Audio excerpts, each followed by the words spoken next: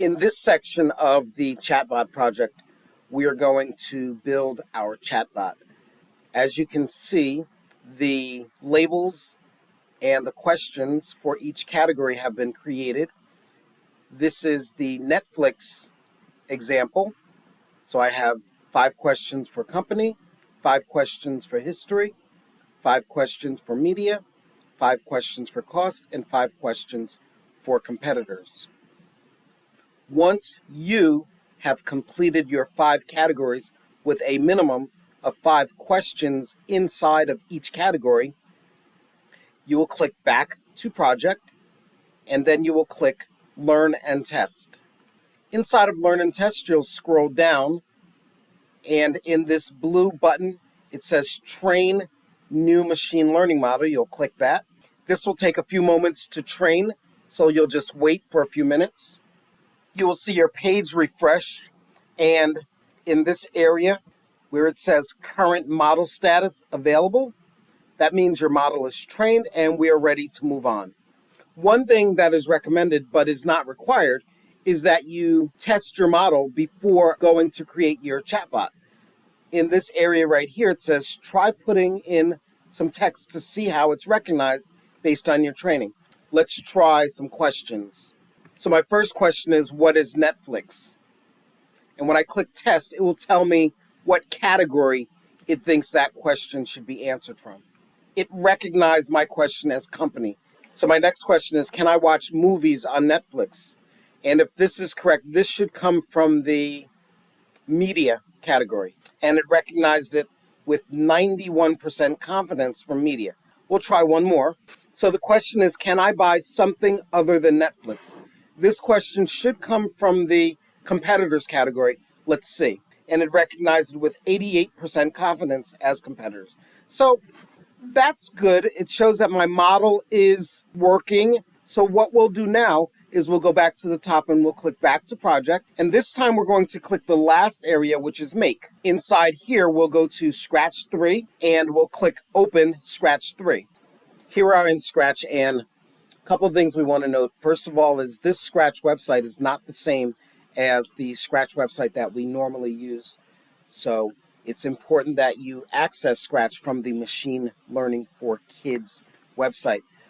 Also, we want to note that over here where we have our categories, motion, look, sound, events, control, all the way at the bottom is our Machine Learning for Kids topic that we chose. So mine is Netflix, yours will be whatever your main topic is. To start off, we have some starter code that we can use for this project. We'll go over here to project templates, and inside of project templates, we're going to choose the owls. If you remember from my initial example, I showed you this owl project, so that's what we will build upon, and we need to make some changes to this so that our project reflects our topic. Mine is not about owls, mine's about Netflix, so there's a couple of things that maybe I should do. First of all, maybe I want to have a background that reflects Netflix. So what I can do is I can go to Google and do a Google search on Netflix. And I'll type in Netflix shows. And I'll click on images. And here's an image right here. I can click on that. And I can right click on it. And I can save image to my computer. We'll give that a name.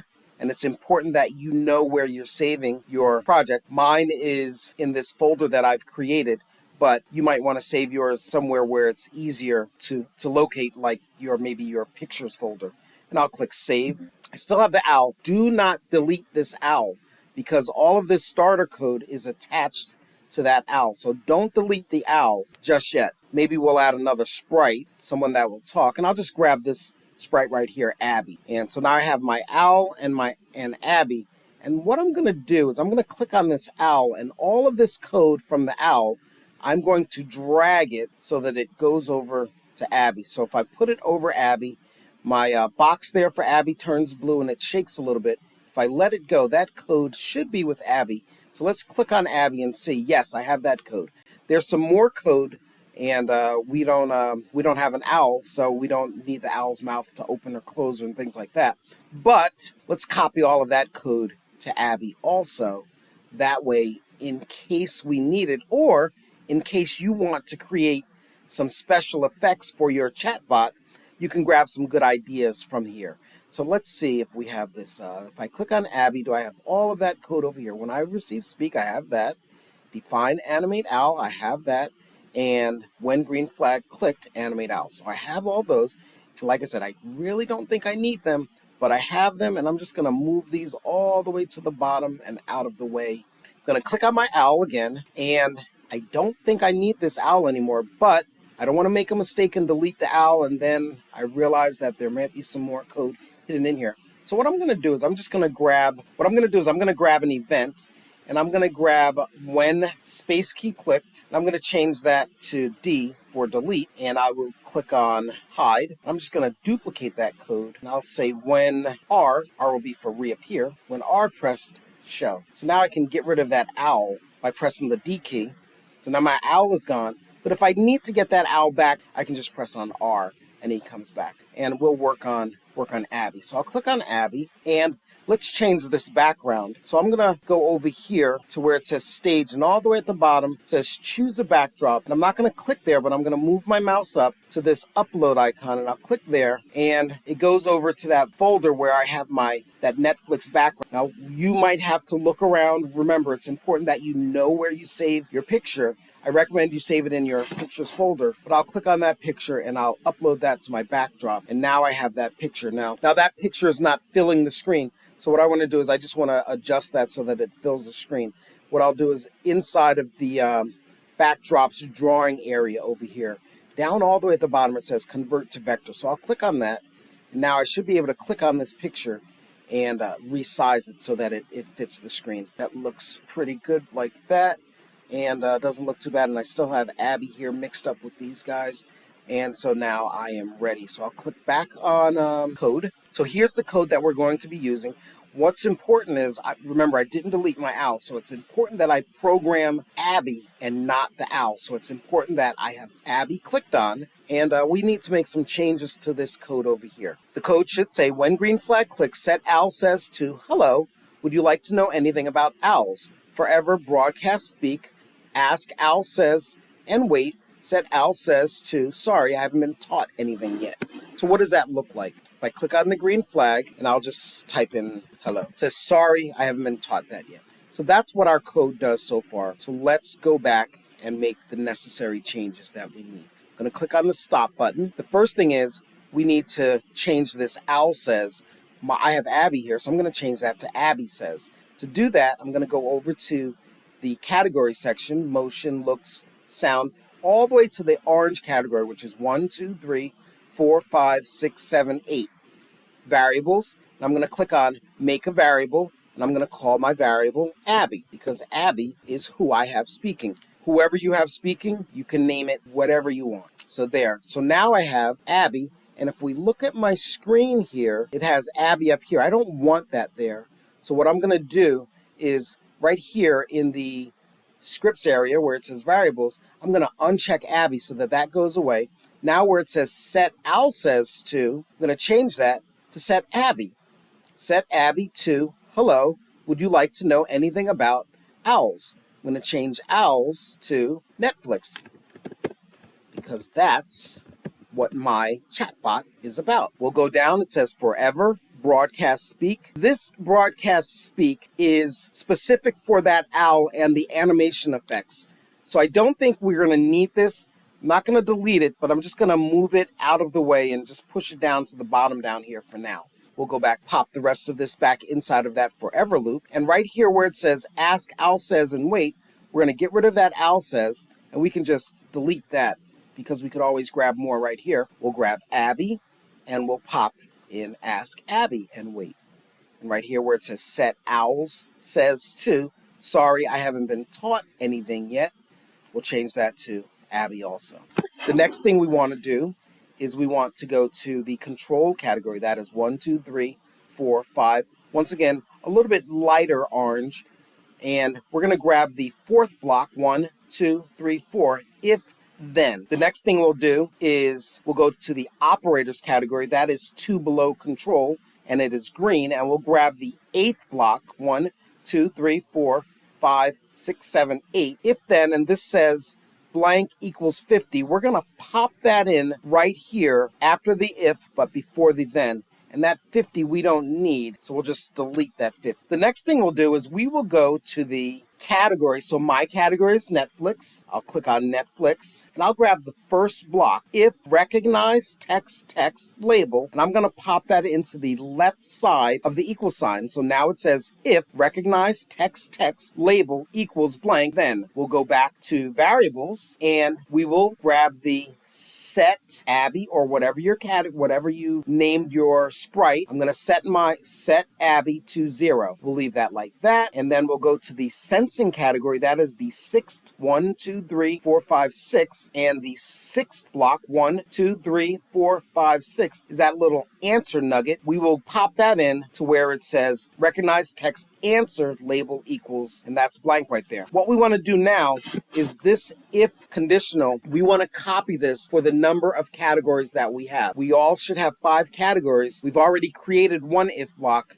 5 minus 1 is 4. So we need 4 more of these if blocks. So I'll just right click, duplicate that, and attach it to the bottom. The same. Now I have 4. I need 1 more. So now I have 5 if statements. With these 5 if statements, I need to make sure that they are associated with every category that I created. To do that, I'll go back to my topic category, which is Netflix, and starting with the third block, I have my categories: company, history, media, cost, and competitors. And I will pop that in to every if statement. So company will go on the right side of the equal sign, history will go on the right side of the equal sign, media on the right side of the equal sign, cost on the right side of the equal sign, and competitors on the right side of the equal sign. What I want to do now is I want to populate my answers for each category. So when a question is asked, what will the answer be? To do that, I should open the worksheet that I created earlier when we first started creating this chatbot that will have an answer for all of these questions per category. I'll do a split screen to do that, and I have my worksheet right here with the answers to those questions. So for company, I'm going to copy that answer, and where it says set Abby to, paste that in there. For history, I'll do the same. This one's a little bit longer, so let's see what happens. I'll copy that. So this is if recognize text answer label equals history, set Abby to, and that's my history answer. Like I said, that was a little long, so it went all the way over there. We'll do the same for media. I'll copy that, paste that in there, and the same for cost and also competitors. Let's scroll up to the top. What we're going to do right now is this set Abby to, sorry I haven't been taught anything yet. We're going to get rid of that. All of these if conditionals, we're going to pop them inside of the forever loop. So I'm just going to move that up, and you notice that forever loop gets a little bit bigger, and I'll let go, and if I scroll down we can just see that everything is inside of that forever loop. What I want to do now before we train our model is I just want to make sure everything is saved. We're not on the regular Scratch website, so what we have to do is we have to save this to our computer.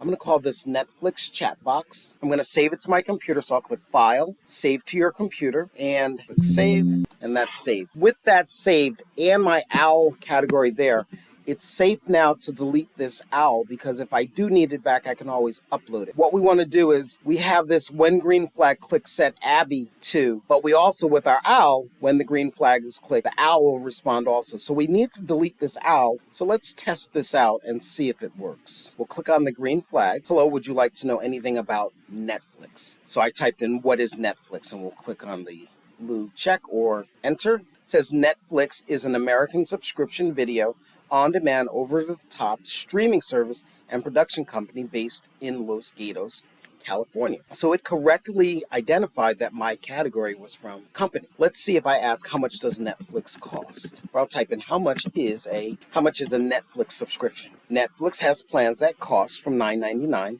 to $19.99 per month. All right, so it correctly identified that. Let's see if it can answer one from media. What can I watch on Netflix? Other great apps like Netflix are Prime. So that one it did not answer correctly. That one it answered for competitors and not for media. Let's try this. Can I rent DVDs on Netflix? It says you can rent DVDs. Okay, so that one it did answer correctly. So our chatbot is working. didn't answer all of the questions the way that we wanted to, but it did answer most of those questions correctly. And as I stated earlier in the past, the more questions you add to your categories and in those models, better it will respond to those questions. Now let's add a section just in case it doesn't understand the answer. So what we'll do now is we'll add a conditional if it doesn't understand the question. And I'll go into the control category, which is the fifth category. And this time we will grab the 1, 2, 3, 4, fifth block, which is if then else. We're going to populate this very, very similar to what we did before. Now we'll go to the operators category. And this time we're going to grab the 1, 2, 3, 4, 5, 6, 7th block, which is less than 50. And we'll pop that into the if then else conditional. We'll go to the Netflix category or whatever your category is. And this time we'll grab the second block. So not recognize text label, but this time recognize text confidence.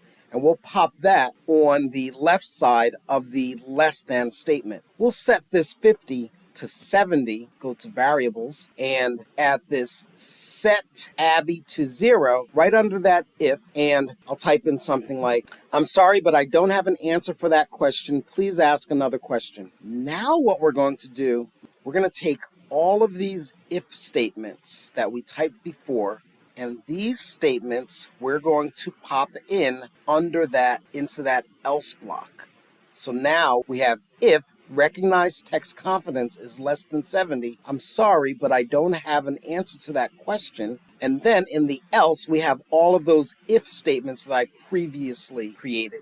And I'm going to put all of this inside of the forever loop. Now we have all of that inside of that forever loop, but we need to do one more thing in order for our model to work. And we need to go to the sensing category, and that answer little nugget there, we need to put that in the same spot that we put the answer for the other one. So where it says if recognize text confidence is less than 70, so right there we'll put answer. And now I think we are ready to test out our code. Let's go to full screen, click on the green flag. How long has Netflix been a company? Netflix, oh, look at there. Netflix was founded by Mark. So this is that history section. So it correctly recognized that. Let's do one more.